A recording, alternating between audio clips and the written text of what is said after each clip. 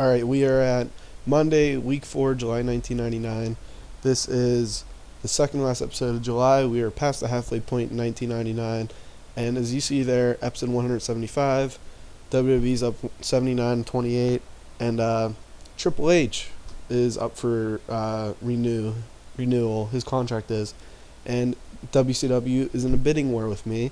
And, I figured I'd share that with you guys. I plan on re-signing Triple H. I'll probably have to end up spending around 83 million or 83,000 a month, which averages out almost $2 million a year. Which I don't know. I really like the new bidding war feature. When some guys from WCW are up for re-sign, maybe I'll go after him. I went after Chris Jericho and I got him. So I figured, what if they get Triple H? What would happen? That would really answer the top heel question. I think Chris Candido would end up getting the ball and having to run with it, because then we'd have Candido be the top heel. Undertaker isn't the top heel ever really to me. It's just he's a character and not like the face of the company, not top guy. He's good for title matches. He will have title runs and stuff. It's just he's not the ipso facto evil maniac heel. Owen Hart would also benefit from Triple H going. He'd probably go up to number 2 spot. Chris Jericho would also benefit from Triple H going, although they'd lose out on that legendary Triple H, Chris Jericho, Stephanie McMahon angle that still works to this day. Because when you see Chris Jericho, Stephanie, you get chuckles. But, originally Chris debuted as a heel, he turned face. So, we could do that. But if Triple H goes, I think he just debuts as a heel, put a rocket on him, then him and Candido battle out for top heel spot.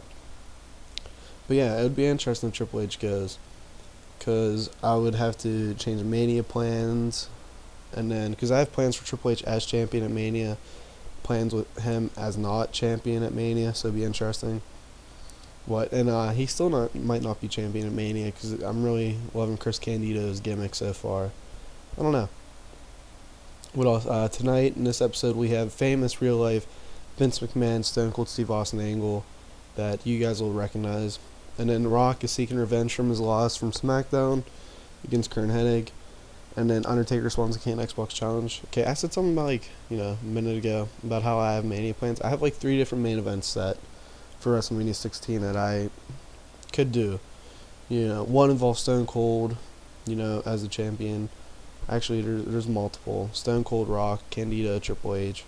They all could be champion, by WrestleMania 16. And I don't think I'll know until Royal Rumble time, because then that's when you have to put in, cement the block, or cement your plans. But yeah, we have 4 possible champions at Mania. And then the challengers could be different. It could be probably 7, 8 guys. Or I could do a Fatal 4-Way, which Triple H versus Chris Candido versus The Rock versus Stone Cold would be a hell of a match. A lot better than Mankind, Big Show, and so forth. Also, we have Mankind in there. Can't forget. And be interesting to see. So, let's kick it off. The show starts off with Vince McMahon driving into the arena with a fancy new Corvette. And then interviewer runs up to Vince and says, "Vince, what do you have in store for Stone Cold Steve Austin tonight?" Vince says he has something real special in store for Stone Cold. But first, Vince wants to talk to Triple H, and he does his walk away. So, fancy car, there's 1 or 2 angles that I feel like you guys should have, pop up in your head. Sorry, that was probably a real loud noise. From there, we have The Rock and Kurt Hennig in the ring.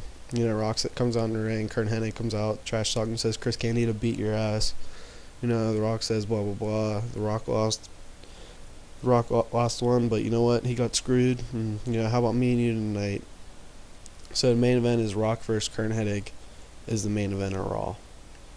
From there we go to our first match with Abyss versus Goldust. We give Abyss here the win over Goldust following a distraction from Al Snow. Al Snow comes out midway through the match, distracts Terry. He's talking to Terry. Goldust, looks at him, tells him to back off. He turns around, Black Hole Slam or Super Bomb. And with Abyss, I don't know how he's performing alright, but he might have to be like an Umaga, and we'll let him go, let him grow, and then bring him back down the line. But I have plans for him. Here we have two bitter rivals, Owen and Eddie. Canadian here versus Latino Heat, and it's just they decided to settle their feud once and for all and agreed to a match at SummerSlam, and this will be the ipso facto end of their feud. I think I said that earlier in like Backlash, but I think these two can seal the show, and I'm really gonna give them an opportunity here. No gimmick, nothing, just Eddie versus Owen, straight up, no interference, 1-on-1. The highest angle, hyping Chris Jericho's debut, 69 rating. From there we have Godfather and Mark Henry announced they're gonna be a team, and then I pretty much did this to turn Mark Henry for some reason who's a heel, and complete success. And so we have Godfather and Mark Henry as a tag team. It will be the Playboy and the Pimp. That was actually what I used suggested name, and Playboy something came out and was like, that's it, because I was gonna use Playa and Pimp, but I don't know, Playboy sounds better to me. Alright, don't judge me, alright? I'm not creative, WWE, alright? God. From there we go to Playboy and the Pimp versus the Dudley Boys. Dudley Boys pick up the win here. And Godfather, not the greatest performance, but it is what it is. He's giving a rub to Mark Henry, and it gives everyone something to do, and they're all improving. That's what I want to see. Because Mark Henry is in the company for the long haul. Same with the Dudleys, Godfather, I don't know what I'm going to do with him. I don't know if I'm going to do right to censor. I don't know. I don't know, maybe. It'll be interesting. And then following the match, the Dudley Boys are in the ring celebrating, doing their pose on the corner. Road Dogg and Batista run down, beat him up a little bit, and then get the tables. Road Dogg does a thing where he pushes Batista and gets tables, but I think he'd push Batista and take a bump. So I think that's pretty funny, because we're putting over how huge Batista is. So, and then Rabid Dog puts Bubba Ray and Devon through tables, and they stand above them and do a celebration. So yeah, pretty much we're building towards a match here at SummerSlam. Obviously, the gimmick, but I didn't plan on doing a gimmick originally, but we really get the table storyline, really putting over Dudley Boys as guys.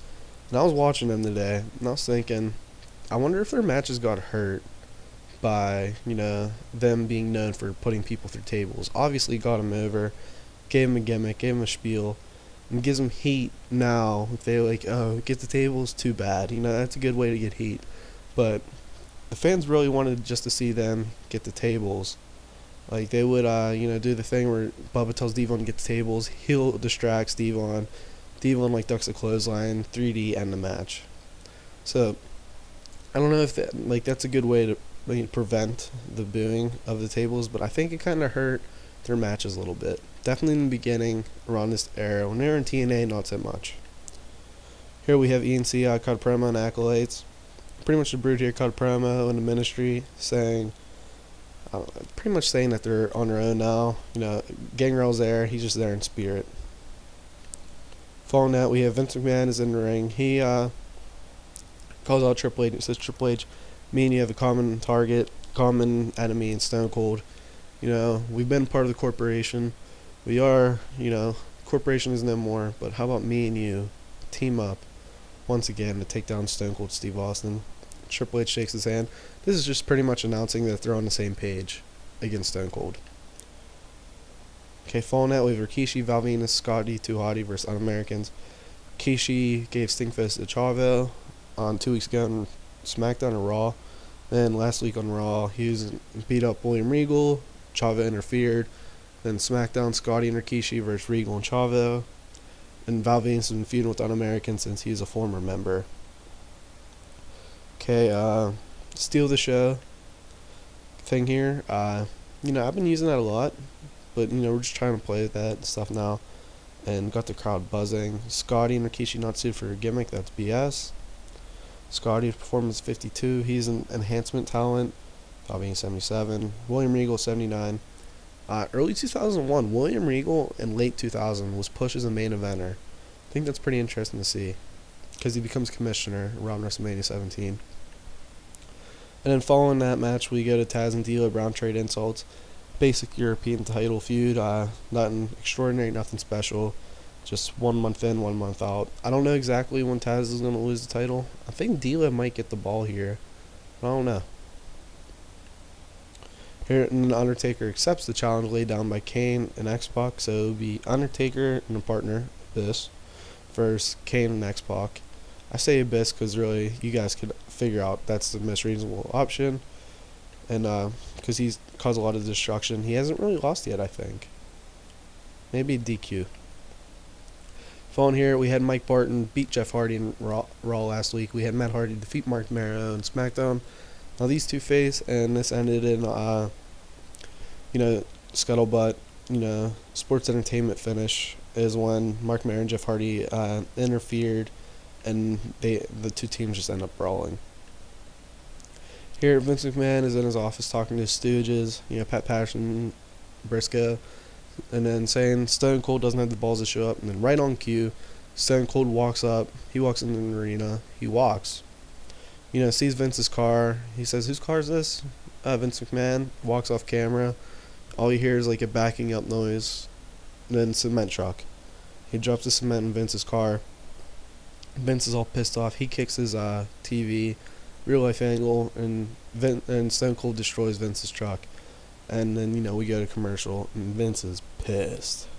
100 rating once again, 8th 100 rating in this angle with Triple H and Stone Cold. And then following that, Stone Cold goes in the ring. I'm sorry, not the commercial. Stone Cold goes to the ring. He drives down a cement truck. He gets in the ring, gets beers. Does his poses.